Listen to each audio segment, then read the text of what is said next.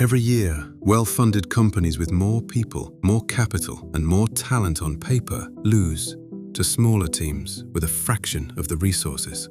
It happens so often that researchers have spent decades trying to explain it.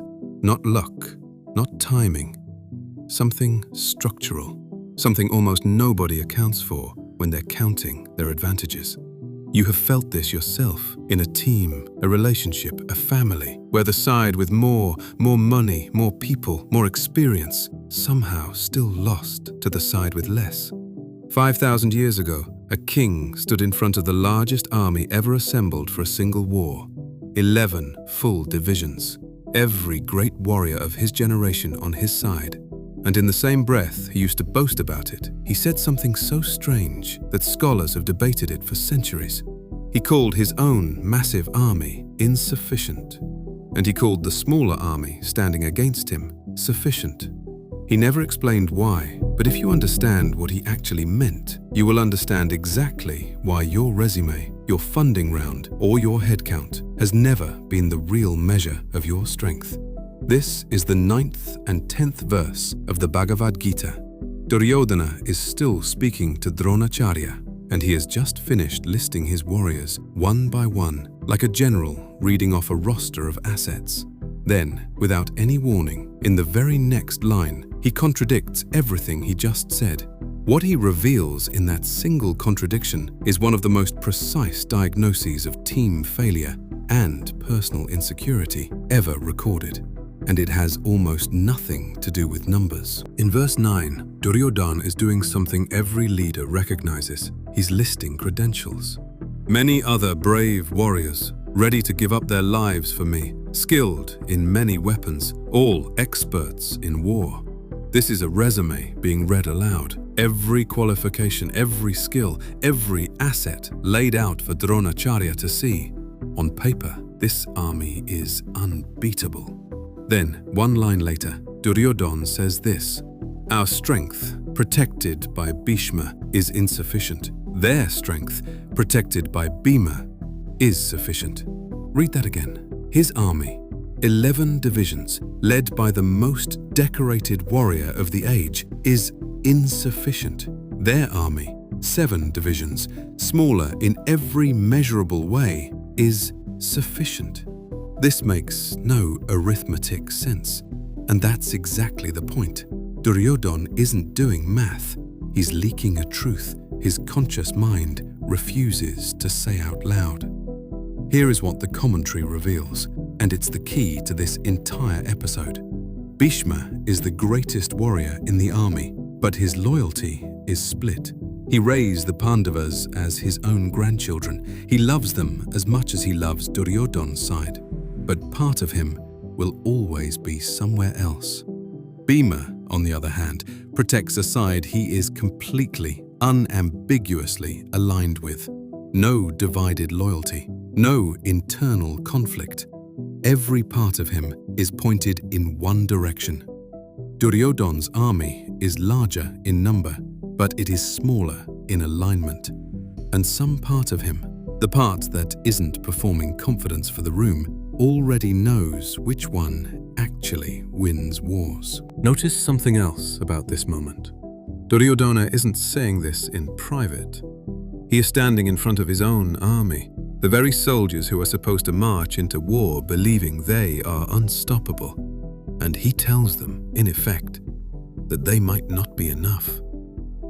This is one of the oldest failures in leadership. The insecurity a leader refuses to examine in private doesn't stay private. It leaks.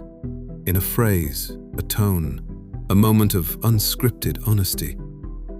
And it becomes the exact weakness the leader was afraid of, because now everyone in the room feels it too. Duryodhana didn't just reveal his fear. In that moment, standing in front of his own troops, he planted it in 11 divisions of men who were about to fight for their lives. There's a reason large groups so often underperform smaller, tighter ones. It isn't a mystery. It's been studied extensively in modern organizational research. One of the most cited workplace studies of the last decade, run internally at a major tech company, tried to find the single biggest predictor of high-performing teams. It wasn't talent, it wasn't experience, it wasn't headcount or budget. The single strongest predictor was something researchers called psychological safety. Whether people on the team actually trusted each other enough to be honest, take risks, and show up fully, without holding part of themselves back. Bhishma is a brilliant warrior, standing on a battlefield, holding part of himself back. And a room full of talented people, each quietly holding part of themselves back, is not a strong room. It only looks strong from the outside. Here is the part of the story almost no one talks about. Duryodhana has the throne, the bigger army, the greater resources, every external advantage a person could want. And he is, without question, the most anxious character in the entire Bhagavad Gita. Meanwhile, Arjuna, who is about to face a complete breakdown of his own, in a very different way, is standing there with his side's smaller, outnumbered army, and something in him remains fundamentally unshaken. The difference was never the size of what they had around them, it was the alignment of what they carried inside them. When your actions match what you actually believe is right, even a small position feels solid. When they don't, when you know somewhere underneath the performance that something is off, no amount of scale will ever feel like enough. If you have ever built something, a team, a business, a life, and felt like it still wasn't enough despite doing everything right, you have probably been asking the wrong question. You were asking, do I have enough?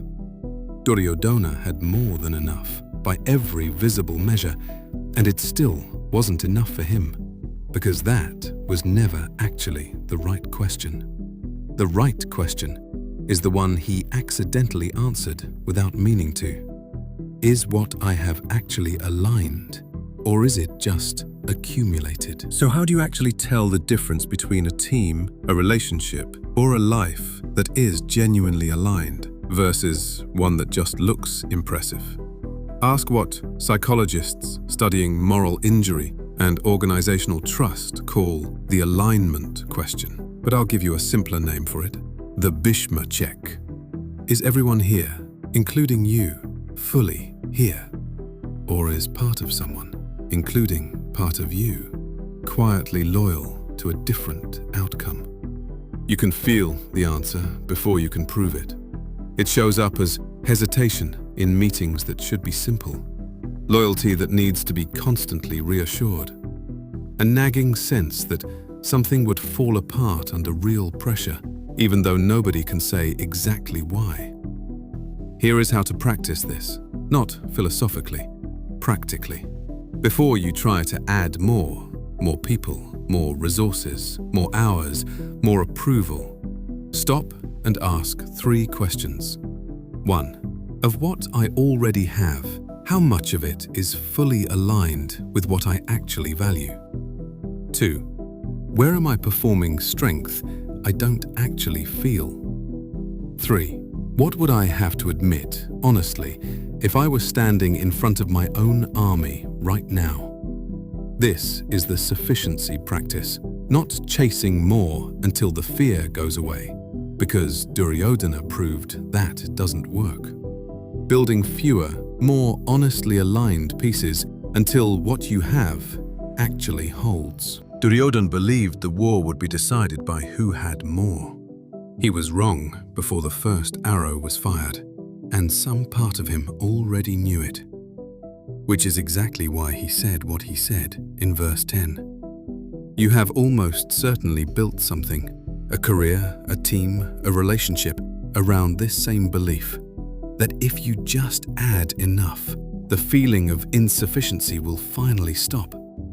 It won't. Not because you haven't added enough, because addition was never the fix for misalignment. The question was never, how much do I have? It was always, how much of what I have is actually mine, fully, without a hidden second loyalty pulling it somewhere else. 1. count less. Before adding another resource, person, or commitment, ask if the ones you already have are fully aligned, not just present. 2. Check alignment. Run the Bhishma check on your team, your relationships, your own commitments. Divided loyalty, even well-intentioned, quietly weakens everything it touches. 3. Build smaller, on purpose. A tight, aligned group of 6 will outperform a divided group of 60 almost every time. Stop optimizing for size. Start optimizing for whether everyone is actually fully there. Duryodhana never resolves the fear he leaked in verse 10. He simply orders his commanders to protect Bhishma at all costs, as if guarding the crack could stop it from spreading. A few verses later, something happens that makes this entire episode even more literal. Both armies raise their conch shells and sound them across the battlefield, and what happens to each side when the sound reaches them reveals, in a single moment, exactly which army was ever really sufficient. That sound, and what it does to Duryodhana's own heart, is where we go next.